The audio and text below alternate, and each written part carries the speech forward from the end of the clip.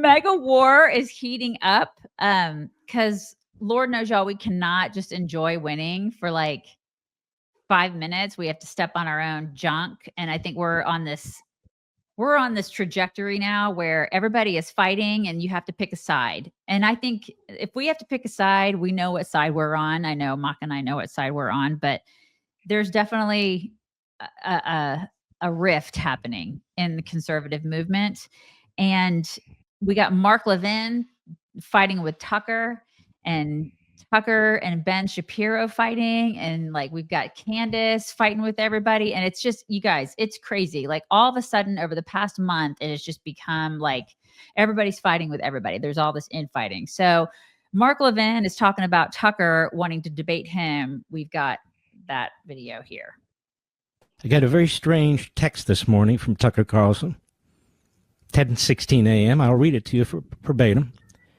Good morning, he writes to me. The leadership at Turning Point has asked me to debate you at their event in Scottsdale in December. I'm happy to do it, and I hope you'll agree as well.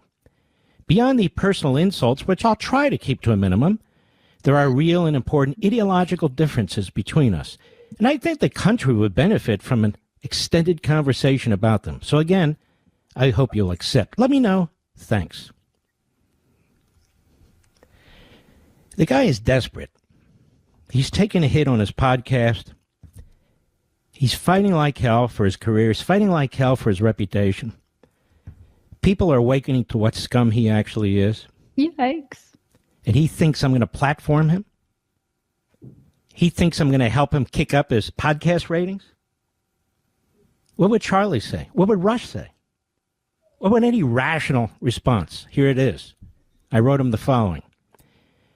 My family and I want nothing to do with you.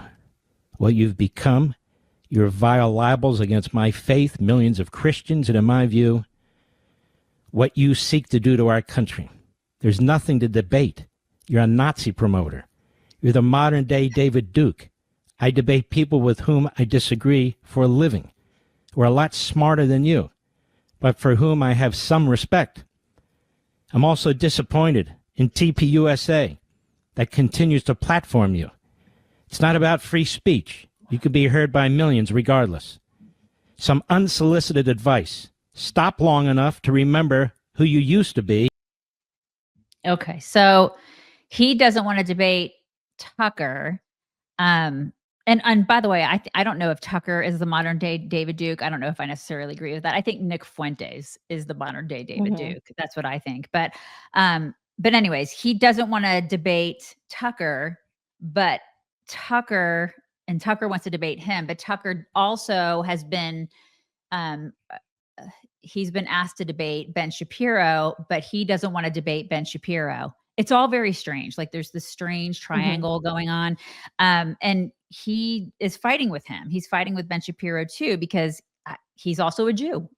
So this is what's happening. So he wants to debate Levin, doesn't want to debate Ben. I don't know. It all exhausts me, you guys, because I'm just, they're all toddlers at this point to me. I'm just getting sick of all of these people.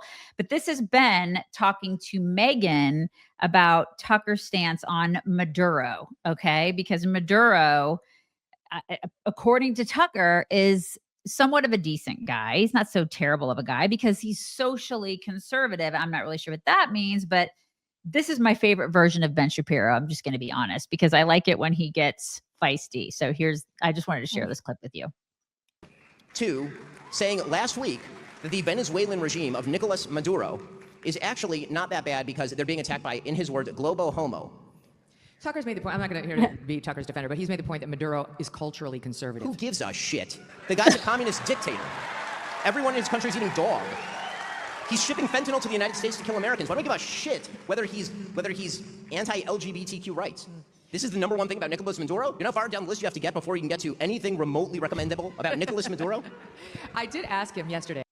Okay, so it's going to be interesting. And somebody said in our comments, and I think it would be great too, I'd love for all three of them or like 4 or 5 of these people to all get in a room and just duke it out. I would love it. I think it would be great.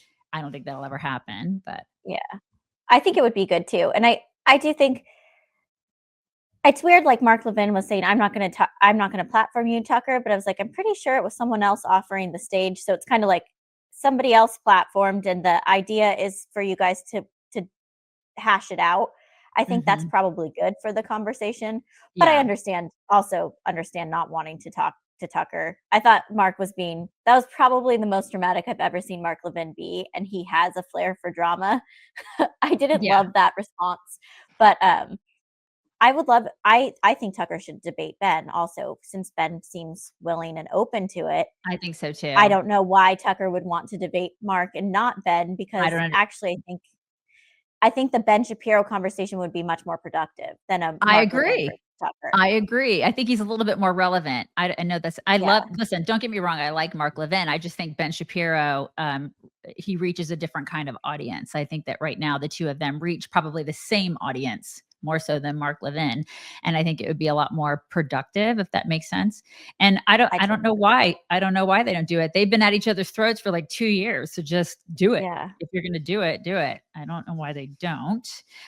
So that's happening. And there was a lot more drama with all of them, them and Candace happening this weekend. I cannot keep up with Candace. She's going after Alex Clark. They're going after each other. I'm sure we're going to be discussing that tomorrow a little bit more as that develops. But got to talk to you about Angel Studios. Fantastic movies. They have wonderful, wonderful productions. We just found a movie that proves that faith-based entertainment can actually be really awesome. It's called David. It's from Angel Studios. They're the same people that did The Chosen and Sound of Freedom and that RFK documentary that I've been like raving about over the past few weeks. It's an animated musical. It's like The Lion King meets the Bible, and it has gorgeous animations and really great songs that everybody's going to love. Like your family's going to love it. It's the story of David, who's the shepherd boy. You guys know the shepherd boy who faced down the giant, if you guys know the Bible. And if your kids or grandkids are going to be singing something anyway, like this is way better than the TikTok garbage that they hear. I promise you. It's a beautiful movie, and it teaches courage and purpose and faith. And we all love that. And I love that Angel puts out movies that you can take your whole family to, and you don't have to cover anybody's ears or eyes. And so before the movie hits theaters this Christmas, December 19th, you can start watching Young David, the 5-part prequel on Angel. So you can go to angel.com/chicks, become a premium member of the Angel Guild, and you'll get to stream it and receive 2 free tickets to David in theaters this Christmas. So that's angel.com/chicks. Do it. You will love it, you guys. You will. The only clip I have from Candace that I will show you today is that she's attacking Seth Dillon at the Babylon Bee. She's doing that now because why not, right? I think he's Jewish too, isn't he? I don't know. I don't can't think he is. Is he not? Okay. I actually think that he's a Christian. Is he Christian? Okay. All right. Yeah. So, but she hates him too now. So there's this. Fact they always do is they kind of try to make it seem like you're going crazy. That's the wildest part to me, is reading back the messages, and they're like, oh, like, like we're your friend. They always come at you as a friend. Like, I care about you. Like, are you okay, Dave? I saw you wrote that tweet about like, that Palestinian child, and you said it looks sad. Like, are you okay? Like, is your marriage okay right now, Dave? Like, are there some things going on at home, Dave? Like, I'm your friend. Like, you can always call me. This is their strategy behind the scenes, and it's also their strategy in front of the scenes. I think Seth Dillon is a literal demon. I will never, I can't explain to you, there's something very dangerous, like psychologically wrong with him. This is how they behave. And okay, so he's a demon. He's a literal. She's calling people literal demons now. Okay, so he's a Christian, but he's probably not Catholic, so she probably hates him too. Yeah. What I think is funny in this clip. I know the conversation online so much is like, don't associate with these people. Do not talk to people who platform these people or say things that whatever. It seems to me that a lot of these people are texting Candace in private, actually concerned about her. I think that's probably really because, well, if she could be completely making it up, but it sounds to me like they're texting her that they think something's wrong, that she has depression or that her marriage is not okay or whatever. I think it's a good sign, because in general, I think it's better to have these discussions in private with your friends if you do think something is actually wrong with them. Like tweeting, I think Candace's marriage is on the rocks is probably not a very nice thing if you know her right in real life. But I do think it's a good sign about those people who are critical, that if they do have some personal concern for her, they're reaching out privately. She clearly doesn't agree, and she thinks that that's evil. But I think it's actually nice. Yeah, I think it's nice too, but she's clearly defensive about it. So Yeah, yeah. I it's did not. it's really She, interesting. It's getting juicy, and man, she is lashing out. It is out of control yeah, to Dave's. everybody. Like nobody's Yeah, exempt except for like two or three people, and those people are probably on the chopping block too, because she's just like it is guns blazing to everybody. I'm like, put them I up, put them up. That's who she for is. sure. I feel like no one is benefiting more from this than Dave Smith, though, because he is literally everywhere. Hmm. And I have known who Dave Smith is for a long time because I'm like a nerd who watches Fox News at 3 in the morning. When he used to be on with Greg Gutfeld way back when. But like, I don't think a lot of mainstream people like know who he is. But now he's like on Tucker, on Megan, Candace Owens is on. Right. He's debating Dinesh D'Souza. I think, like,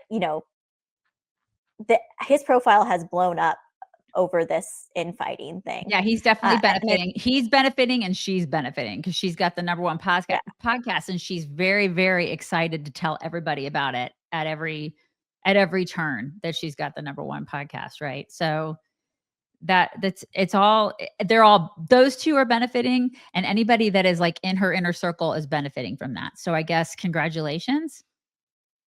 yeah. Mm-hmm.